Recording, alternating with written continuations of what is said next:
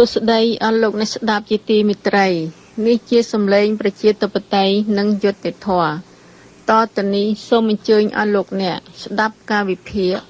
របស់ព្រះដីប្រគុណបណ្ឌិតថុកសវណ្ណក្រមប្រធានបទគុណមេត្តាបិតាព្រាបមកគុណព្រះពុទ្ធព្រះបរមគ្រូដែលមានសំឡេងដូចតទៅនេះអ្នកកាន់ព្រះពុទ្ធសាសនាខ្លះចង់ដឹងថាគុណមេត្តាបិតានិងគុណព្រះសម្មាសម្ពុទ្ធមានលក្ខណៈប្លែកគ្នាបែបណាជាដំបូងក៏បីយល់អំពីពាក្យថាគុណពាក្យថាគុណជាភាសាបាលីដែលប្រើជាភាសាខ្មែរថាសេចក្តីល្អរបស់បុគ្គលណាម្នាក់ដោយពាក្យថាបុគ្គលនេះមានគុណធម៌ឬគុណសម្បត្តិល្អគួរស្អប់គប់ឧទាហរណ៍សាមញ្ញដោយបុគ្គលណាម្នាក់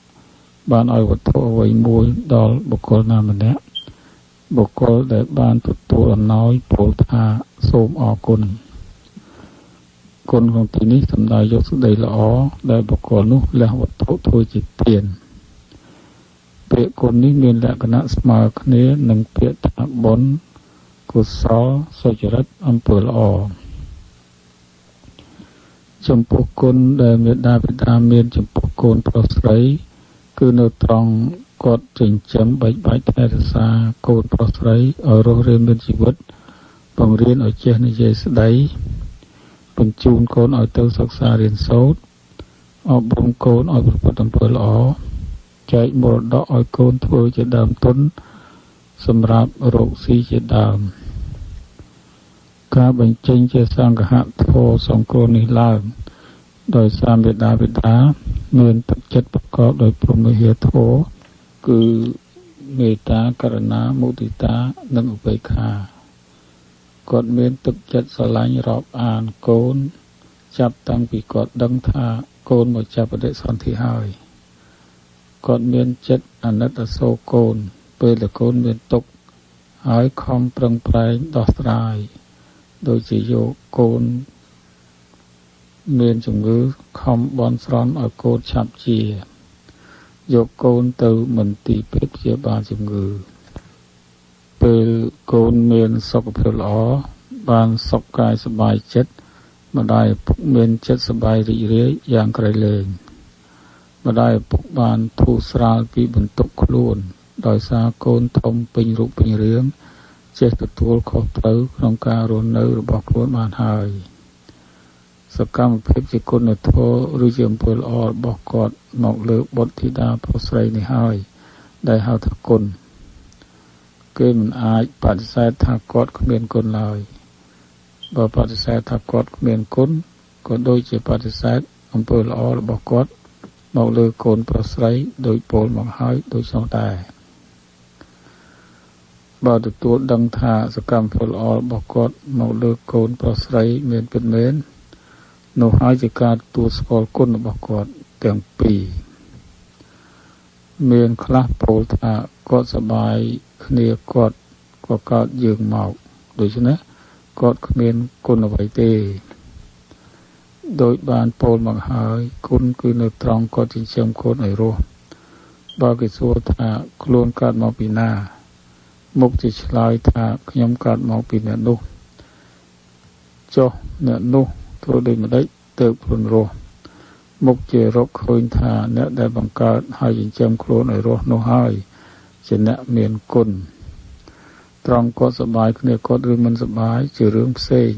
មិនតកតងនឹងការចិញ្ចឹមនេះឡើយមួយទៀតមានពហរសាសនាគឺសាសនាដទៃក្រៅពីព្រះពុទ្ធសាសនាពោលថា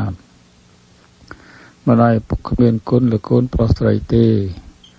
អ្នកដែលមានគុណគឺព្រះអាទិទេពជាព្រះបង្កើតលោកវិញទេនេះជាទស្សនៈគ្មានហេតុផលតើអ្នកណាបានឃើញព្រះបង្កើតលោកព្រះពុទ្ធសាសនាសម្ដែងថាអវិជ្ជាតណ្ហាឧបាទាននិងកម្មជាទូសភេវធម៌ជាហេតុជាបច្ច័យនាំឲ្យកើតមនុស្សសត្វការកើតឡើងជាហេតុនាំឲ្យមានទុក្ខដូច្នេះដើម្បីបំបត្តិទុក្ខត្រូវលះបង់ឬសម្លាប់ហេតុដែលនាំឲ្យមានទុក្ខ គឺសម្រាប់អវិជ្ជានិងតណ្ហានេះឯងបើព្រះអាទិទេពបង្កើតមនុស្សសត្វដូច្នេះព្រះអាទិទេពជាមេដែលបណ្ដាលឲ្យមនុស្សសត្វមានទុក្ខតើត្រូវធ្វើដូចម្តេចដើម្បីឲ្យមនុស្សសត្វអស់ទុក្ខ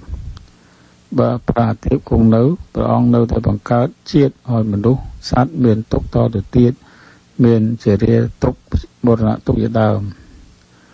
ចំណែកម្ដាយឪពុកពុំមានជាហេតុបង្កើតជាតិដល់កូនឡើយកូនមកចាប់បដិសន្ធិទៅតាមកម្មផលរបស់កូនម្ដាយឪពុកគ្រាន់តែពោលផ្ទៃហើយចិញ្ចឹមកូនឲ្យរស់ប៉ុណ្ណោះការចិញ្ចឹមកូនឲ្យរស់នេះហើយដែលគាត់ជាអ្នកមានគុណចំណែកគុណរបស់ព្រះពុទ្ធនៅក្នុងពុទ្ធគុណក្នុងពលាមទាំង9មានពលាមថាអរហង្គជាដើមដោយសង្ខេបមាន3គឺវិសុទ្ធិគុណបញ្ញាគុណនិងករុណាគុណវិសុទ្ធិគុណប្រែថាគុណគឺសេចក្តីបរិសុទ្ធមានសេចក្តីថាព្រះអង្គឆ្ងាយចាកសុខសត្រូវពោលគឺកិលេសគ្រឿងសៅហ្មងចិត្តអស់ហើយព្រះអង្គជាបុគ្គលបរិសុទ្ធមិនធ្វើអំពើបាបគ្រប់យ៉ាងទាំងទីកំបាំងមុខទាំងចំពោះមុខបញ្ញាគុណប្រែថាគុណគឺបញ្ញាមានសេចក្តីថាព្រះអង្គត្រាស់ដឹងអរិយសច្ច4ជាធម៌ចេញចាកទុក្ខបញ្ញាដែលព្រះអង្គត្រាស់ដឹងនេះជាលោកុត្តរបញ្ញាជាបញ្ញាចេញចាកលោកពុំមានជាលោកិយបញ្ញាឡើយករុណាគុណប្រែថាគុណគឺករុណាករុណាប្រែថាការអាណិតអាសូរមនុស្សសត្វរបស់ព្រះអង្គដែលកំពុងវិលកើតបុស្លាប់ក្នុងសង្សារវដ្តព្រះអង្គសម្ដែងប្រធរប្រសាទឲ្យមនុស្សសត្វយកទៅប្រតិបត្តិតាមដើម្បីឲ្យបានសម្រេចព្រះនិព្វានជាការរំលត់ទុក្ខបើប្រៀបធៀបគុណមេដាបិតានិងគុណរបស់ព្រះពុទ្ធមានលក្ខណៈខុសគ្នាវិសុទ្ធិគុណនិងបញ្ញាគុណជាសេចក្តីបរិសុទ្ធនិងបញ្ញាផ្ទាល់ខ្លួនព្រះអង្គចំណែកមេដាបិតាគុណនេះគ្មានទេករុណាគុណព្រះអង្គសម្ដែងធម៌ប្រោសមនុស្សសត្វឲ្យយកទៅប្រតិបត្តិតាមរហូតចេញចាកទុក្ខចំណែកមេដាបិតាជួយសង្គ្រោះកូនប្រុសស្រីឲ្យបានសុខស្រួលតែក្នុងជីវភាពបច្ចុប្បន្នប៉ុណ្ណោះដូច្នេះបញ្ជាក់ថាព្រះពុទ្ធមានគុណពិសេសដ៏ខ្ពង់ខ្ពស់ជាងគុណមេដាបិតា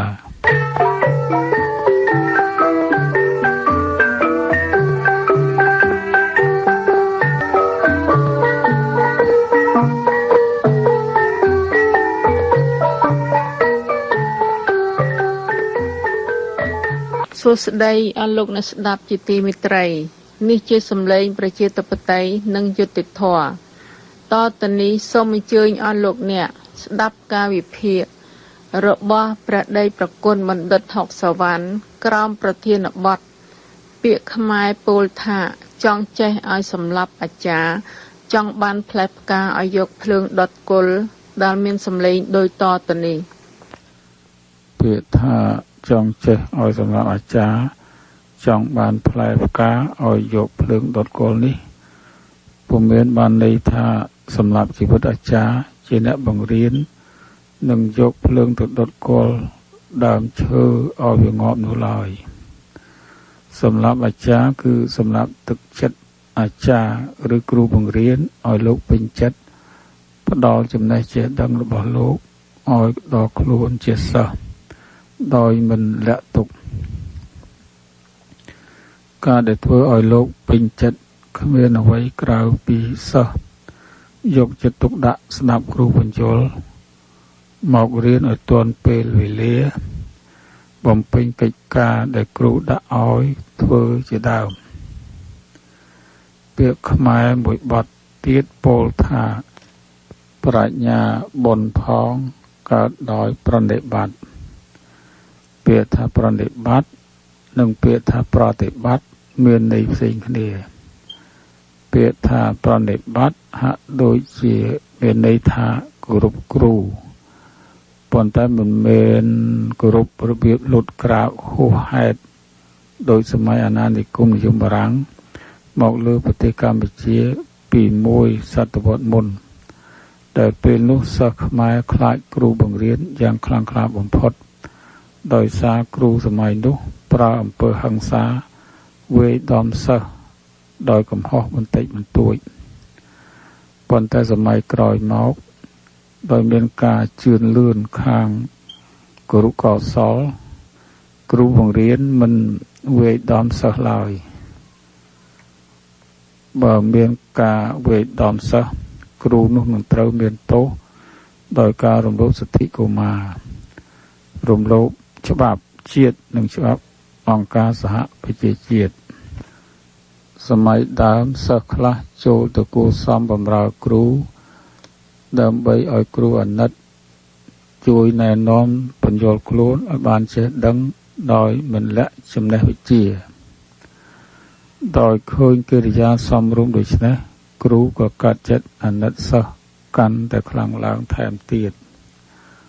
ក៏ខំជួយបង្ហាត់បង្រៀនអស់ពីសមត្ថភាពរបស់ខ្លួនដើម្បីជួយឲ្យសិស្សឆាប់ចេះដឹងព្រះពុទ្ធសាសនាក៏មាននិយាយថាពេលឃើញគ្រូសិស្សត្រូវក្រោកទទួលហើយត្រូវស្ដាប់ពាក្យពេនបដៅរបស់លោកដោយគោរពការស្ដាប់ពាក្យរបស់គ្រូនេះចំពោះតែគ្រូដែលណែនាំនិងអប់រំទៅរកផ្លូវល្អផ្លូវត្រូវ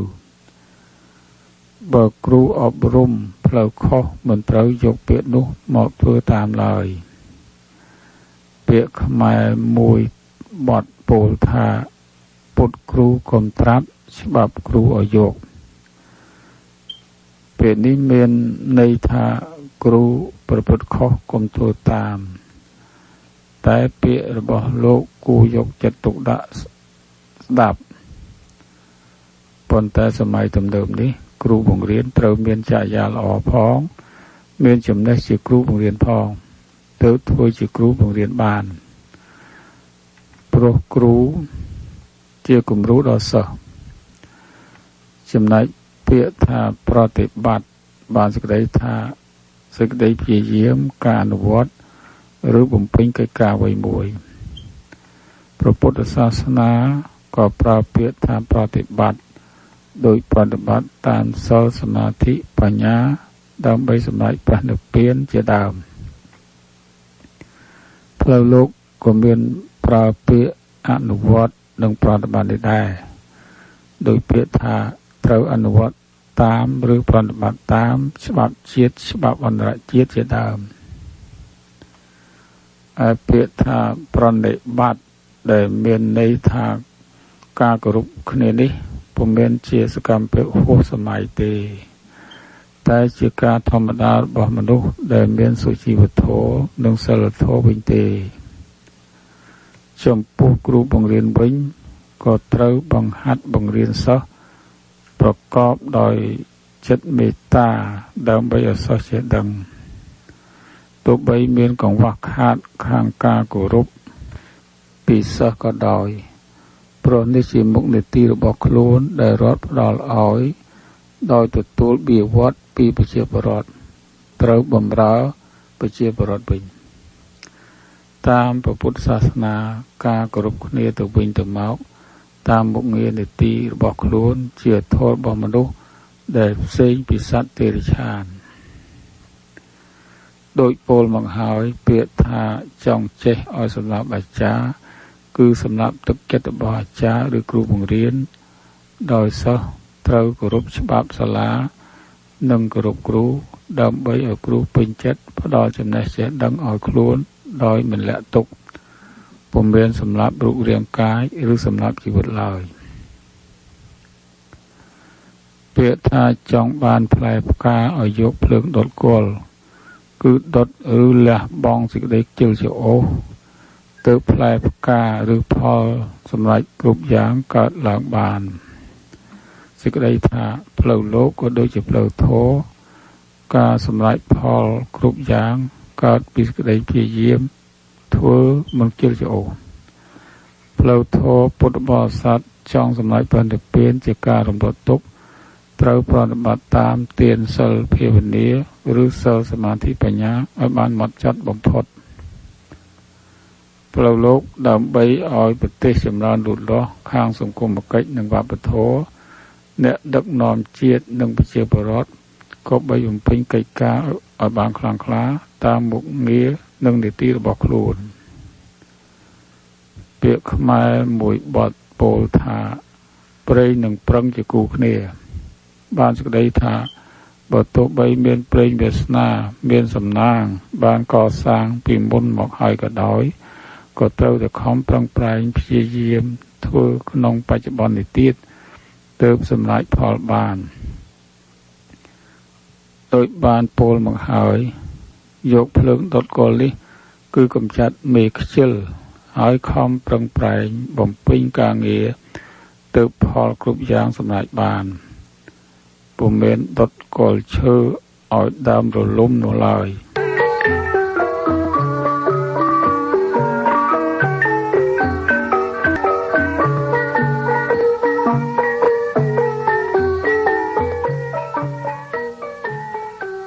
សួស្តីអស់លោកអ្នកស្ដាប់ជាទីមេត្រីនេះជាសម្លេងប្រជាធិបតេយ្យនិងយុត្តិធម៌តទៅនេះសូមអញ្ជើញអស់លោកអ្នកស្ដាប់ការវិភាគរបស់ព្រះដេចប្រគុណបណ្ឌិតថុកសវណ្ណក្រមប្រធានបទតាមពាក្យព្រានប្រដៅរបស់ព្រះពុទ្ធបុគ្គលត្រូវធ្វើអំពើល្អគ្រប់វ័យតាំងពីក្មេងរហូតដល់ចាស់ស្លាប់ដែលមានសម្លេងដូចតទៅនេះតាមពាក្យចាស់បុរាណខ្មែរថាបុគ្គលត្រូវធ្វើកិច្ចការស្របទៅតាមវ័យរបស់ខ្លួនក្នុងបឋមវ័យគឺវ័យក្មេងត្រូវខំសិក្សារៀនសូត្រក្នុងមជ្ឈិមវ័យគឺវ័យកណ្ដាលត្រូវរៀបចំឲ្យមានគូស្រករហើយខំប្រឹងប្រែងធ្វើការរកស៊ីចិញ្ចឹមជីវិតរបស់ខ្លួនក្នុងបច្ចុប្បន្នវ័យគឺវ័យខាងចុងបំផុតជាវ័យចាស់ត្រូវស្វែងរកធម៌ដោយខំធ្វើទានសាសិលចម្រើនមេត្តាភាវនាស្ដាប់ប្រសង់សម្ដែងធម៌ទេសនាការបំពេញការងារស្របទៅតាមវិធីនេះជាការត្រឹមត្រូវមួយផ្នែកហើយប៉ុន្តែអំពើល្អត្រូវធ្វើគ្រប់វ័យសេចក្តីថាអំពើល្អជាគុណធម៌របស់មនុស្សត្រូវឲ្យមានគ្រប់វ័យទាំង3ជីវិតរបស់មនុស្សពុំទៀងបុគ្គលខ្លះស្លាប់ពីក្មេងឬពាក់កណ្ដាលអាយុពុំមានជីវិតរស់នៅរហូតដល់ចាស់ដើម្បីបំពេញសេចក្តីល្អមានការធ្វើទានសាសិលជាដើមឡើយដូច្នេះតាមពាក្យព្រានបដៅរបស់ពុទ្ធបុគ្គលទៅសាងសេចក្តីល្អគ្រប់វ័យគឺទៅធ្វើសេចក្តីល្អតាំងពីក្មេងមកបើបុគ្គលរស់នៅរហូតដល់ចាស់ជរាកាលពីក្មេងនិងពាក់កណ្ដាលអាយុមិនបានបំពេញសេចក្តីល្អលុះដល់ចាស់ជរាទើបបំពេញសេចក្តីល្អនោះសេចក្តីអាក្រក់គេបានប្រព្រឹត្តយូរជាងអំពើល្អបើតាមន័យនៃពាក្យចាស់បុរាណនេះប៉ុន្តែបើអនុវត្តតាមធម៌ព្រះពុទ្ធវិញបុគ្គលកើតឡើងដឹងក្តីត្រូវសាងសេចក្តីល្អតាំងពីក្មេងរហូតដល់ចាស់ស្លាប់បើបុគ្គលស្លាប់ក្នុងវ័យណាមួយក៏មានកុសលធម៌ជាប់តាមខ្លួនទៅកុសលធម៌មិនទំនាស់ដល់បុគ្គលក្នុងវ័យណាមួយឡើយដោយកុមារក្នុងបឋមវ័យដែលកំពុងសិក្សារៀនសូត្រត្រូវមានចរិយាល្អមិនប្រព្រឹត្តធ្វើអំពើពាលាអវាស័យមិនប្រព្រឹត្តអំពើអបាយមុខផ្សេងដោយលបែងស្រីលបែងស្រាលបែងស៊ីសងជាដើមទើបការសិក្សាបានសម្រេចជោគជ័យដូច្នេះអំពើល្អនេះហើយដែលជួយការសិក្សារបស់យុវវ័យឲ្យចម្រើនលូតលាស់កុមារាកុមារីយុវជននិងយុវនារីអាចកាន់សិល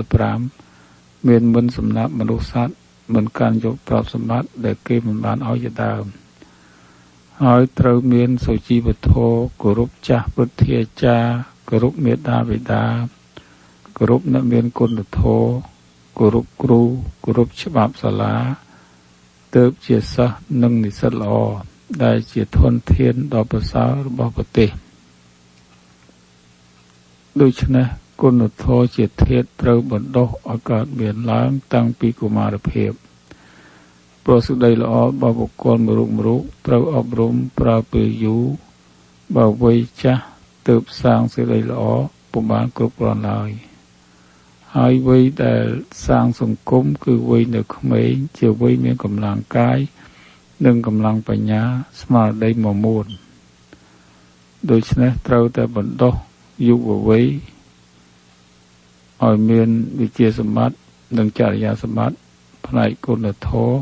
មានសិលធម៌ជាដើមឲ្យបានពងពោះចំណែកពាក្យថា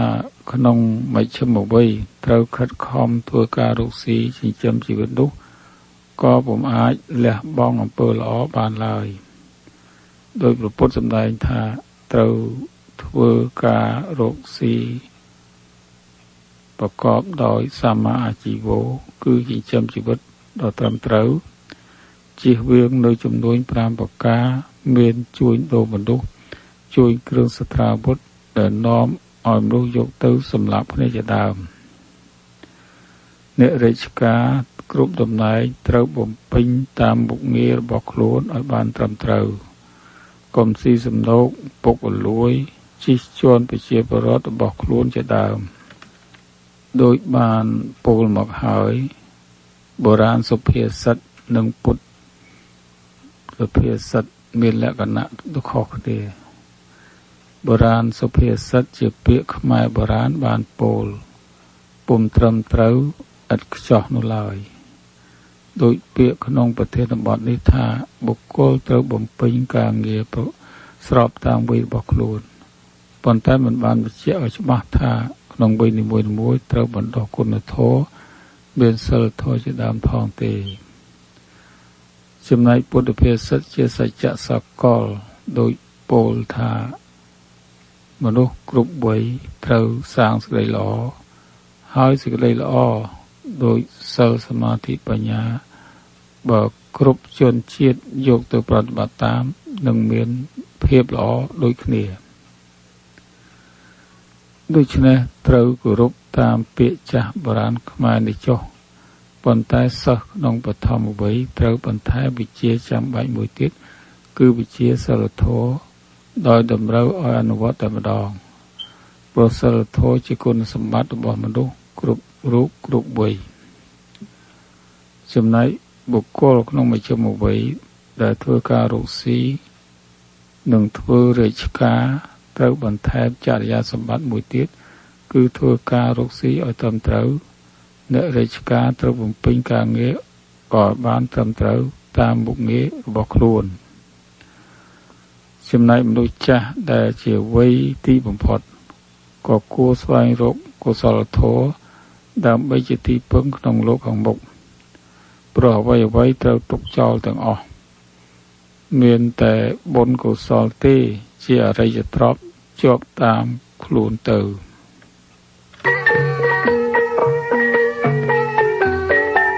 ទូស្ដីអស់លោកអ្នកស្ដាប់ជាទីមេត្រីទីនេះសម្លេងប្រជាធិបតេយ្យនិងយុត្តិធម៌តទៅនេះសូមអញ្ជើញអស់លោកអ្នកស្ដាប់ការវិភាគរបស់ព្រះប្រគុណបណ្ឌិតអុកសវណ្ណ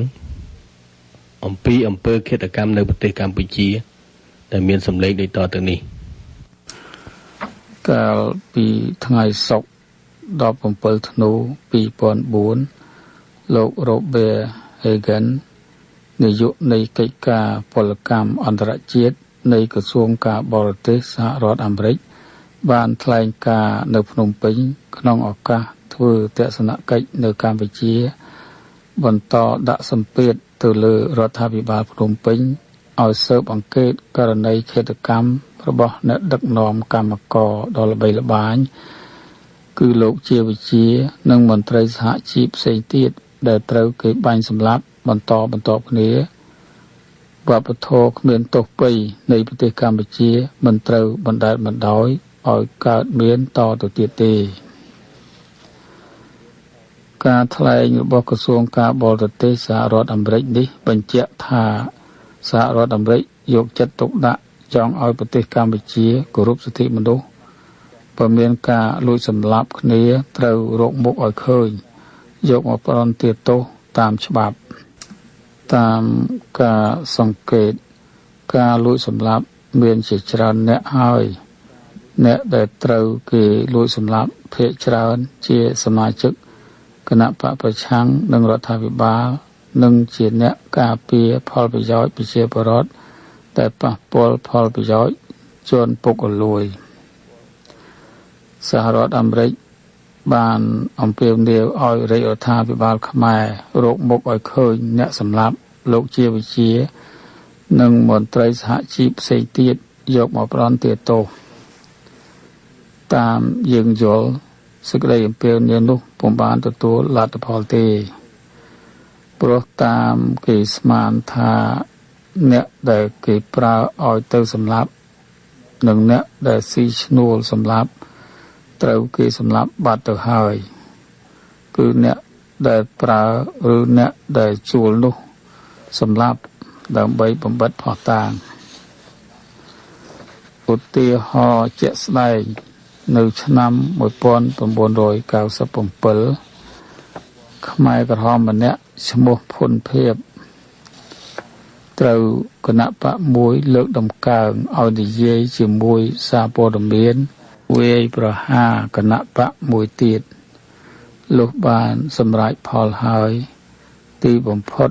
ភុនភៀបក៏ត្រូវគេសម្លាប់ដើម្បីបំបិតភស្តុតាងដូច្នេះសូមធ្វើអនុសាសន៍ដល់អ្នកដែលគេប្រើឲ្យទៅសម្លាប់អ្នកណាម្នាក់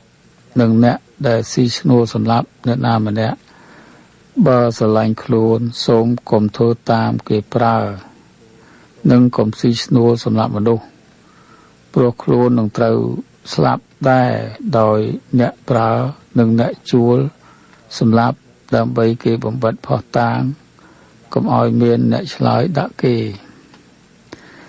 នេះជាល្បិចដ៏ជ្រៅរបស់អ្នកដែលចេះតែព្យាបាទគេពុំព្រមគោរពច្បាប់ទម្លាប់ឲ្យបានត្រឹមត្រូវអំពើខុសខើអមនុស្សធម៌នេះទោះបីលាក់បិទបាំងយ៉ាងណាក៏ដោយយូរទៅក៏គង់គេដឹងបើនិយាយតាមព្រះពុទ្ធសាសនាវិញអំពើបាបដែលបុគ្គលពេលបានប្រព្រឹត្តហើយនឹងត្រូវទទួលផលបាបវិញក្នុងពេលណាមួយពុំខានឡើយតាំងពីមានអំពើឃាតកម្មមកអាជ្ញាធរខ្មែរពុំដែលរកឃើញឃាតករពិតប្រាកដនិងអ្នកបញ្ជាមកកាត់ទោសឡើយគេតែងនិយាយថាបើអំពើឃាតកម្មនោះកើតពីអាជ្ញាធរខ្មែរខ្លួនឯងប្រព្រឹត្តគេពុំរកឃើញឡើយព្រោះគេពុំស៊ើបអង្កេតតែម្ដងឬបើស៊ើបអង្កេតទៅប៉ះទៅលើថ្នាក់លើគេឈប់ស៊ើបអង្កេតដែរបើមានសម្ពាធពីអន្តរជាតិឲ្យស៊ើបអង្កេតគេទៅចាប់មនុស្សដែលមិនបានប្រព្រឹត្តមកកាត់ទោសគឺចាប់មនុស្សរបៀបសិប្បនិម្មិតឬចាប់ចោតសមាជិកគណៈបកប្រឆាំងតែម្ដងរបៀបមួយទៀតគឺគេជួលមនុស្សឲ្យឆ្លើយទទួលសារភាពចំពោះបញ្ហានេះបើតុលាការនិងចៅក្រមស៊ើបអង្កេតព្រមទាំងបរិយាអាជ្ញាប្រកាន់គោលជំហរយុត្តិធម៌និងឯករាជ្យគេអាចរកឃើញមេឃាតករនិងអ្នកបញ្ជាប៉ុន្តែបច្ចុប្បន្ននេះគេពុំទាន់មានសេចក្តីសង្ឃឹមថាតុលាការខ្មែរមានគោលជំហរយុត្តិធម៌និងឯករាជ្យឡើយបើរឿងរ៉ាវទាក់ទងនឹងផ្លូវនយោបាយ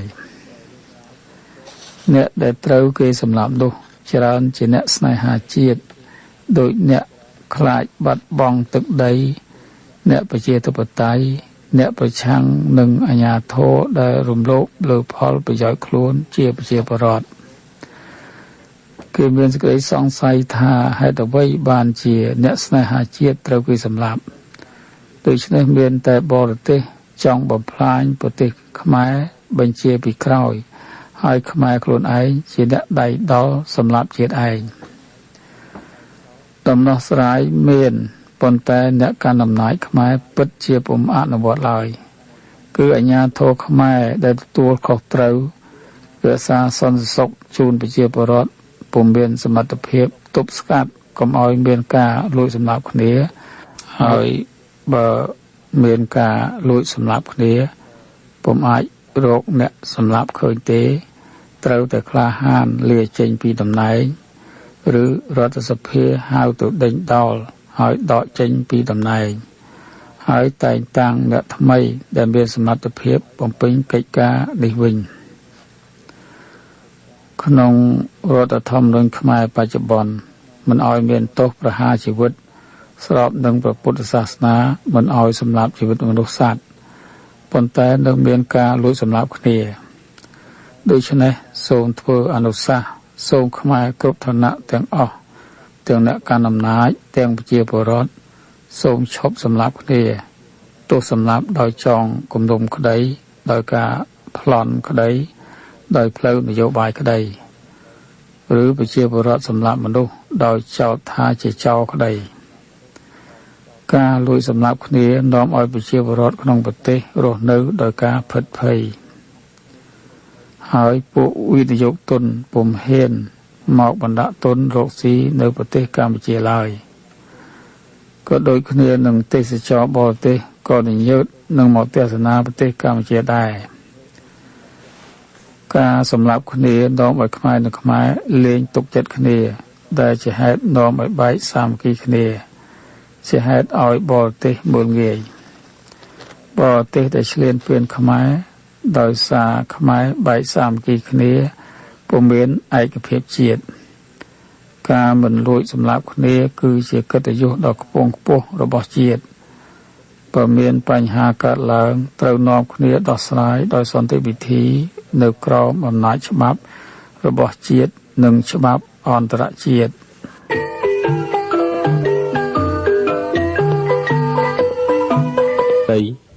អស់លោកអ្នកស្ដាប់ជាទីមេត្រីទីនេះសម្លេងប្រជាធិបតេយ្យនិងយុត្តិធម៌តទៅនេះសូមអញ្ជើញអស់លោកអ្នកស្ដាប់សេចក្តីអំពាវនាវរបស់ព្រះប្រគុណបណ្ឌិត ហុក សុវណ្ណសូមរាជរដ្ឋាភិបាលខ្មែរដំឡើងប្រាក់ខែជូនមន្ត្រីរាជការគ្រូបង្រៀនប៉ូលីសទាហានឲ្យសមរម្យល្មមចិញ្ចឹមជីវិតបានដែលមានសម្លេងដូចតទៅនេះមនុស្សគ្រប់រូបវែងចាស់ប្រុសស្រីរស់នៅបានដោយអាស្រ័យចំណីអាហារបរិភោគសម្លៀកបំពាក់ស្លៀកពាក់ទីលំនៅសម្រាប់ជ្រកនៅនិងប្រដាប់ប្រដាប្រើប្រាស់ថ្នាំកែរោគពេលមានជំងឺដែលព្រះពុទ្ធសាសនាពោលថាបព្វជិតនិងកុហករស់នៅដោយអាស្រ័យបច្ច័យ4និងពោលថាសត្វទាំងឡាយរស់នៅបានដោយសារអាហារជាដើមប្រជាពលរដ្ឋខ្មែរទូទៅរស់នៅដោយប្រកបមុខរបរផ្សេងៗចំណែកអ្នករដ្ឋការទូទៅរស់នៅដោយអាស្រ័យប្រាក់ខែជីវភាពរបស់ប្រជាពលរដ្ឋបើចំណូលថវិកាពុំបានគ្រប់គ្រាន់ទេក៏ពុំអាចរស់នៅចិញ្ចឹមជីវិតគ្រួសារកូនចៅបានឡើយក៏ដូចជាអ្នករដ្ឋការគ្រប់តំណែងសង្ឃឹមតែទៅលើប្រាក់ខែឬប្រាក់បៀវត្សតែម្យ៉ាងបើប្រាក់ខែនោះមានកម្រិតទាបពេកក៏ពុំអាចចិញ្ចឹមជីវិតបានដែរសពថ្ងៃនេះនៅប្រទេសកម្ពុជាប្រាក់ខែរបស់អ្នករដ្ឋការជាន់ទាបគ្រូបង្រៀនប៉ូលីសទាហានមានកម្រិតទាបណាស់ពុំអាចរស់នៅបានឡើយអ្នករដ្ឋការខ្លះឆ្លៀតពេលពីម៉ោងធ្វើការទៅធ្វើការផ្សេងទៀតដើម្បីរកកម្រៃខាងក្រៅយកមកបង្គ្រប់ទើបជីវិតរស់នៅបានជាពិសេសគ្រូបង្រៀនមិនគួរបន្ទោសគ្រូបង្រៀនថាលក់ស្ករក្រប់លក់ក្រដាសមេរៀនដើម្បីរកប្រាក់ខាងក្រៅនោះទេព្រោះគ្រូបង្រៀនខ្លះមានកូនច្រើនបើមិនឆ្លៀតរកប្រាក់ខាងក្រៅទេកូនត្រូវស្លាប់គួរបន្ទោសអ្នកឲ្យប្រាក់ខែតិចវិញព្រោះបើឲ្យប្រាក់ខែច្រើនលំមចិញ្ចឹមជីវិតបានសកម្មភាពបែបនេះពិតជាបង្កើតមានឡើយគុណភាពនៃការសិក្សារបស់សិស្សត្រូវធ្លាក់ចុះខ្សោយ ដោយគ្រូពុំមានកម្លាំងផ្លូវចិត្តក្នុងការបង្រៀនដោយសារជីវភាពទាន់ខ្សោយយុវជននិងយុវនារីជាធនធានរបស់សង្គមជាអនាគតរបស់ប្រទេសគួរបង្កើនគុណភាពនៃការសិក្សាឲ្យមានកម្រិតខ្ពស់នៅដើមឆ្នាំ2005នេះរាជរដ្ឋាភិបាលខ្មែរបានដំឡើងប្រាក់ខែខ្លះដល់មន្ត្រីរដ្ឋការគ្រូបង្រៀនប៉ូលីសទាហានប៉ុន្តែការដំឡើងនោះមានចំនួនតិចណាស់បើគិតជាប្រាក់ខែអ្នករដ្ឋការតូចតាចមានគ្រូបង្រៀនជាដើមមានចំនួន$30-40ក្នុងមួយខែដូច្នេះក្នុងមួយថ្ងៃចាយបានតែ$1សម្រាប់គ្រួសារទាំងមូលកាលពីមុនឆ្នាំ1970បើប្តីធ្វើគ្រូរដ្ឋផ្ដល់ប្រាក់ខែឲ្យប្រពន្ធដែរឥឡូវនេះប្រាក់ខែតិចផងថែមទាំងបើកពុំទៀងទាត់ផងតើគ្នាពិបាកយ៉ាងណាពុំស៊ីគ្នានឹងព្រឹទ្ធសភារដ្ឋសភានិងរដ្ឋមន្ត្រីមានប្រាក់ខែដ៏ខ្ពស់រាប់ពាន់$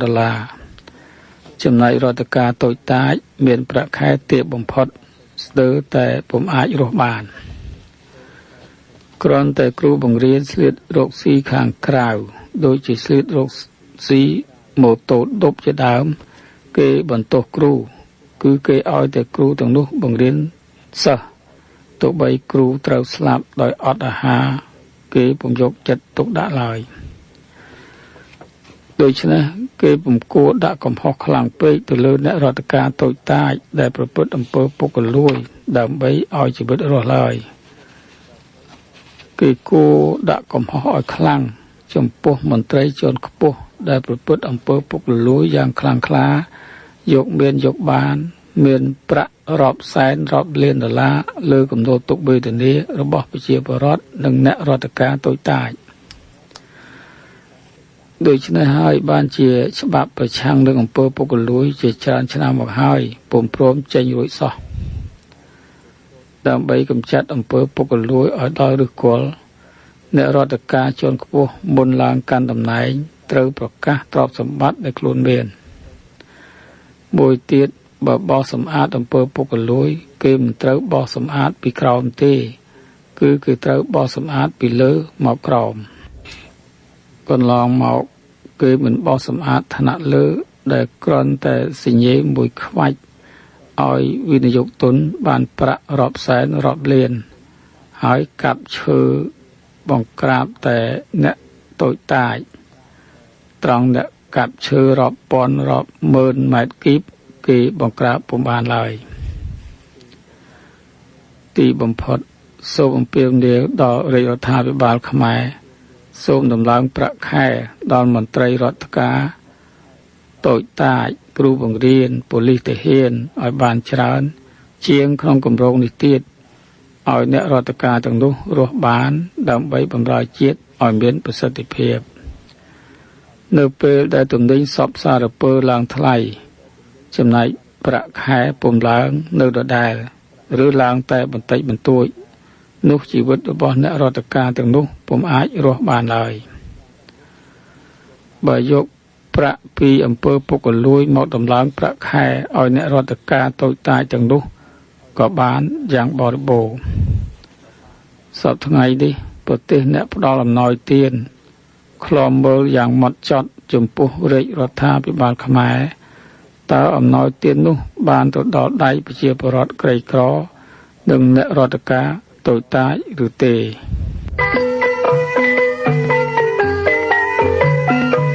សូមឆ្លើយប្រស្នាទី223នេះដូចតទៅពាក្យថាបណ្ឌិតវិទ្យាគឺជាពាក្យសម្ដីប្រកបដោយការពិតសមហេតុសមផលសូមឆ្លើយប្រស្នាទី224នេះដូចតទៅបន្ទាប់ពីត្រាស់ដឹងមកមុននឹងយាងទៅសម្ដែងធម៌ព្រះអង្គពិចារណានៅបុគ្គល3ពួកដែលគួរឲ្យព្រះអង្គសម្ដែងមុនគេ ព្រោះថាបុគ្គល3ពួកនេះបើគ្មានធម៌ក្នុងខ្លួនទេនឹងនាំឲ្យមានគ្រោះថ្នាក់ដល់សង្គមមនុស្សបុគ្គល3ពួកនោះគឺពួកបញ្ញវន្តអ្នកចេះដឹងពួកឥស្សរជនមានអំណាចបុណ្យស័ក្តិមានបរិជាជាដើមដែលមានអំណាចនាសម័យនោះពួកអ្នកមានធនធានសេដ្ឋីកហបតីដូច្នេះហើយបានជាយើងឃើញនៅក្នុងពុទ្ធប្រវត្តិព្រះអង្គយាងទៅសម្ដែងធម៌ទេសនាប្រុសភិក្ខុ5អង្គជាដំបូងប្រុសភិក្ខុ5អង្គនោះជាក្រុមបញ្ញវន្តខាងការស្វែងរកការពិតរបស់ជីវិតនាសម័យនោះភិក្ខុ5អង្គនោះបានសម្រេចធម៌ជាន់ខ្ពស់បានជាជំនួយដល់ព្រះអង្គក្នុងការសម្ដែងធម៌ទេសនាប្រសាទដោយព្រះអង្គបង្ហាញនៅមាគ៌ារំដោះទុក្ខគឺមជ្ឈមាបដិបទាបានដល់អថង្គិកមៈហើយច្រានចោលនៅផ្លូវប្រតិបត្តិ2យ៉ាងគឺការមសុខាវិការនុយោគៈគឺការជាប់ជំពាក់នឹងកាមគុណ5និងអត្តកលមដ្ឋានយោគៈការប្រព្រឹត្តធ្វើបាបរាងកាយបន្ទាប់មកព្រះអង្គយាងទៅប្រោសព្រះបាទពំពិសាព្រះបាទបសេនតិកោសលនិងរាជអាមាត្យស្មើនឹងរដ្ឋមន្ត្រីនាសម័យនេះនឹងប្រោសពួកបញ្ញវន្តឲ្យលុះក្នុងធម៌ព្រោះថាបើឥស្សរជនទាំងនេះមានធម៌ក្នុងខ្លួនគ្រប់គ្នាទៅការគ្រប់គ្រងអំណាចរបស់រដ្ឋរមែងធ្វើឲ្យប្រទេសបានលូតលាស់ចម្រើននិងធ្វើឲ្យប្រជាពលរដ្ឋបានសុខសន្តិភាពគ្មានការរំលោភសិទ្ធិរបស់ប្រជាពលរដ្ឋបើគ្មានការរំលោភសិទ្ធិរបស់ខ្លួនហើយប្រជាពលរដ្ឋនឹងរួមសាមគ្គីគ្នាបើមានការសាមគ្គីហើយអ្នកខាងក្រៅពុំអាចចូលមកឈ្លានពានបានឡើយបន្ទាប់មកទៀតព្រះអង្គយាងទៅសម្ដែងធម៌ទេសនាប្រុសអ្នកមានទ្រព្យសម្បត្តិច្រើនដូចជាអនាថបណ្ឌិកសេដ្ឋីនាងវិសាខាជាដើមឲ្យជនទាំងនោះលុះក្នុងធម៌កុំយកទ្រព្យសម្បត្តិទៅជិះជាន់គេតែត្រូវចំណាយទ្រព្យសម្បត្តិទាំងនោះដើម្បីជួយសង្គ្រោះដល់សាមណព្រាហ្មណ៍ទាំងឡាយដែលជាអ្នកប្រតិបត្តិធម៌ដ៏ល្អនិងធ្វើសង្ឃហទានផ្សេងៗដល់អ្នកក្រីក្រលំបាកតោកយ៉ាកដោយពួកជនទាំងនោះលុះក្នុងធម៌នេះហើយបានជាយើងឃើញមានឈ្មោះអនាថបណ្ឌិកសេដ្ឋីនាងវិសាខាមានក្នុងសូត្រជាច្រើននៅក្នុងគម្ពីរសូតនបិដកជាពិសេសផ្នែកធម្មបទថាបានកសាងវត្តអារាមដូចជាវត្តចិត្តពន្ធប្រគេនចំពោះព្រះភិក្ខុសង្ឃមានព្រះពុទ្ធជាដើមហើយបានជួយសង្គ្រោះដល់អ្នកក្រីក្រអនាថាគ្មានទីពឹងផងស្របនឹងឈ្មោះរបស់សេដ្ឋីថាអនាថបណ្ឌិកសេដ្ឋីប្រែថាសេដ្ឋីអ្នកជួយសង្គ្រោះដល់អ្នកអនាថាដូច្នេះយើងឃើញថាធម៌របស់ព្រះពុទ្ធពុំមានជាធម៌ក្រៅសង្គមឡើយគឺជាធម៌សម្រាប់អប់រំសង្គមមនុស្សគ្រប់ជាន់ថ្នាក់ទាំងអ្នកកាន់អំណាចរដ្ឋទាំងប្រជាពលរដ្ឋធម្មតា